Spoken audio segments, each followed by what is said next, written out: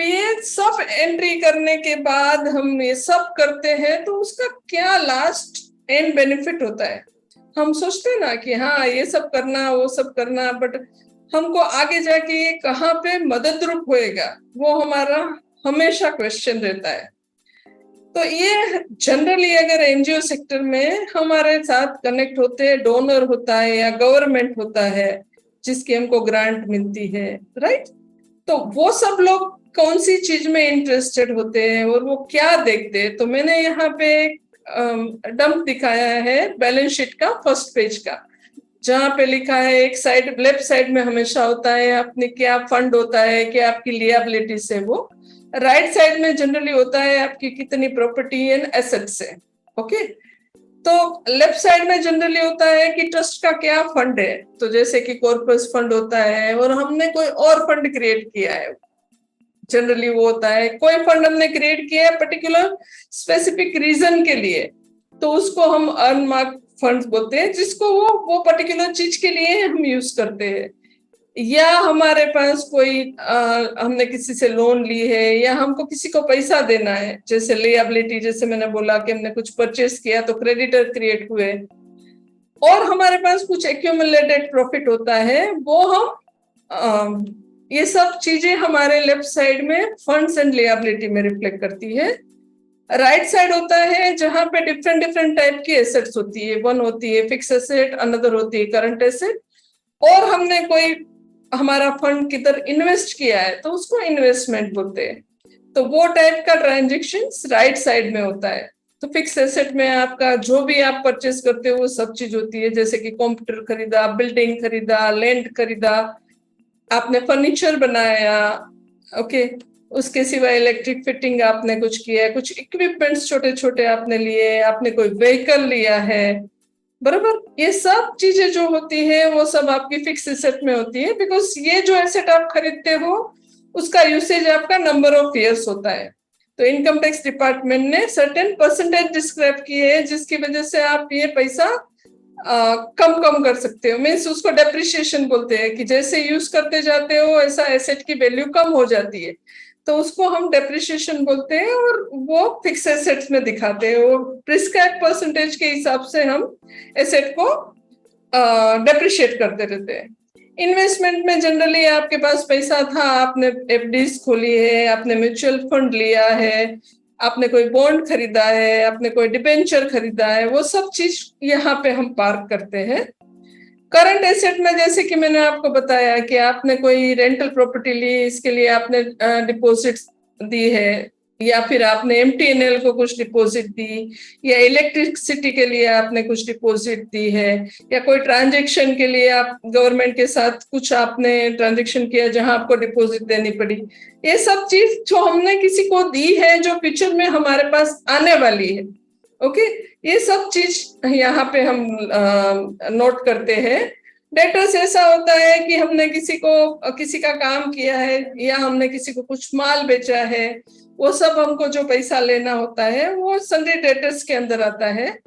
अगर किसी से साथ आप काम कर रहे हो, आपका एम्प्लॉई है जिसको आपने एडवांस में कुछ एक्सपेंसेस करने के लिए पैसा दिया, या आपका कोई क्रेडिटर है जिसके साथ आपका काम खत्म नहीं हुआ है, आपने कोई किसी को प्रोजेक्ट दिया कि एक इधर पेंटिंग करके देना, पूरा का पूरा पेंटिंग हुआ नहीं है, बट उसने बिल भी हमको नहीं दिया, बट हमको उसको कलर परचेज करने के लिए, बाकी का सामान खरीदने के लिए अगर हमने उसको कुछ पैसा दिया है तो वो एडवांस बोला जाता है, जो यहाँ पे आता है। और कैश एंड बैंक बैलेंस, जो आपके पास हार्ड कैश होती है या बैंक के अंदर आपके पास जो पैसा पड़ा है, ऐसा ये सब यहाँ रिकॉर्ड होता है। सो डोनर होता है वो जनरली क्या देखता है कि भाई आपके पास लिएबिलिटी कितनी है। तो अगर यहाँ पे आप देखते हो तो 2 करोड़ की लिएबिलिटी है, तो वो 2 करोड़ की लिएबिलिटी को पे करने के लिए आपके पास इतने पैसे है क्या? ओके, तो अगर आप आपकी राइट साइड में देखोगे तो करंट एसेट में आपको कैश एंड बैंक दिखती है, या आपका इन्वेस्टमेंट्स है, वो सब चीजों से आपको मालूम पड़ता है कि या हाँ आप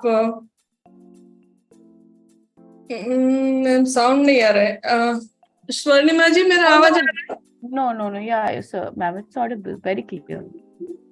You can hear me, right? Yes, ma'am. Yeah, okay, fine. तो हम डोनर या कोई आपका बिजनेस आपके साथ काम कर रहा है, गवर्नमेंट है, वो जो आपका बैलेंस शीट व्यू करता है तो वो ऐसे चेक करता है कि आपकी लिएबिलिटी देने के लिए आपके पास पैसा है क्या।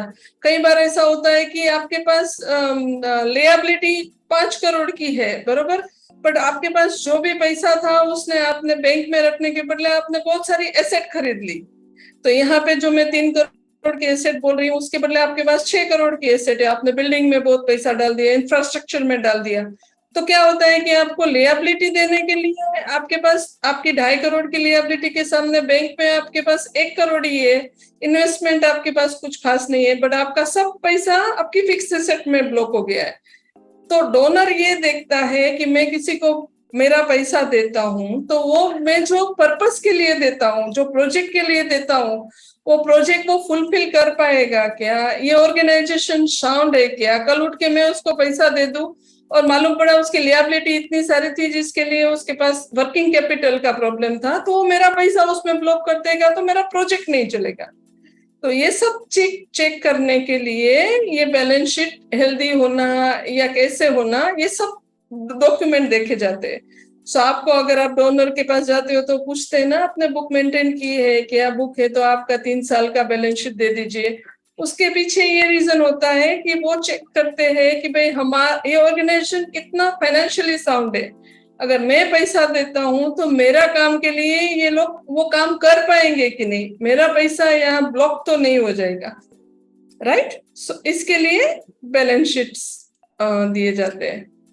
सो मैं अभी ज्यादा टाइम नहीं लेती हूँ। मैंने मैक्सिमम आपको बोला है कि ये सब चीजें हमने ड्यूरिंग द ट्रांजेक्शन्स बात की कि एक्सपेंस कंट्रोल और प्रॉफिट मैक्सिमाइजेशन क्यों करना होता है और हम कैसे करते हैं। तो हम रिकॉर्ड इसके लिखते हैं कि हमको मालूम पड़े कि कैसे खर्चा कहाँ पे ज्यादा हुआ कम हुआ, कल उठ के बजट बनाना है, कोई एक्सपेंस का ट्रैकिंग करना है। डोनर ने मुझे सर्टेन अमाउंट दी है ट्रेनिंग के लिए, बट मैं उससे ज्यादा यूज कर रहा हूँ, मैंने ज्यादा खर्चा रेंट में डाला, मैंने फैसिलिटेटर का जो बजट किया था उससे ज्यादा डोनर ने मुझे दिया, उससे ज्यादा खर्चा किया क्या। ये सब चीज चेक करने के लिए भी रिकॉर्ड हमको हेल्प करता है। मैनेजमेंट इंफॉर्मेशन, जैसे मैंने बोला कि expansion and growth is the key thing. तो हमको कोई चीज करने के लिए 4 आदमी की जरूरत है, बट हमने सोचा कि नहीं बहुत काम है, हमने 6 लोगों को रख दिया, या हमने सोचा कि हमारे पास बहुत प्रोजेक्ट आएंगे इसकी वजह से हमने 6 लोगों को रख दिया।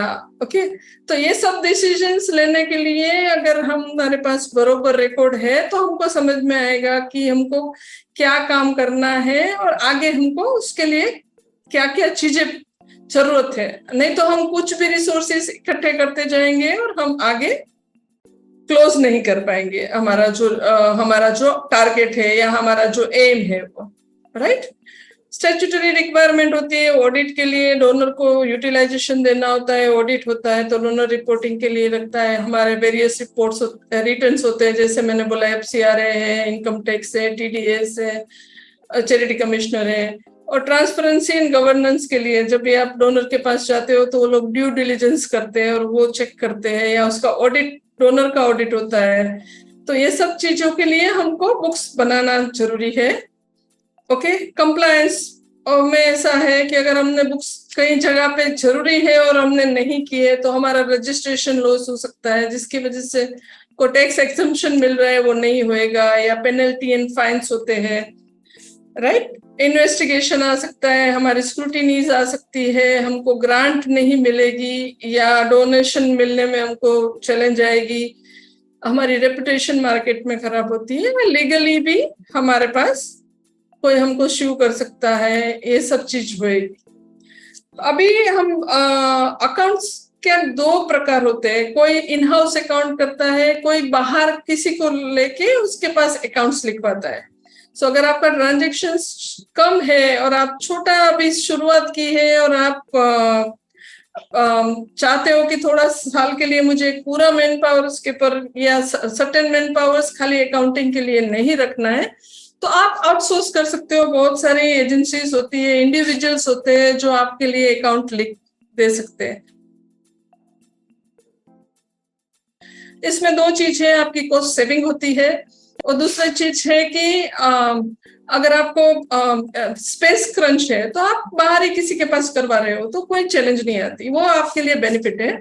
ओके, बट अगर आप इन हाउस करते हो तो आपको इमिडिएटली आपको इस एक चीज के लिए जो लाभ है वो दूसरी चीज के लिए चुनौतियां है। तो जैसे कि अगर आदमी बाहर है तो आपको कभी क्विक डिसीजन के लिए इंफॉर्मेशन चाहिए तो वो आपको नहीं मिल सकती, बट अगर आपके पास इन हाउस आदमी है तो आपको जो भी इंफॉर्मेशन, कितनी बैंक बैलेंस है, अरे कहाँ पे हमने पैसा डाला था, किससे लेना है, वो सब अपडेटेड रिकॉर्ड अगर इन हाउस आपका अकाउंटिंग है तो मिल सकता है, राइट।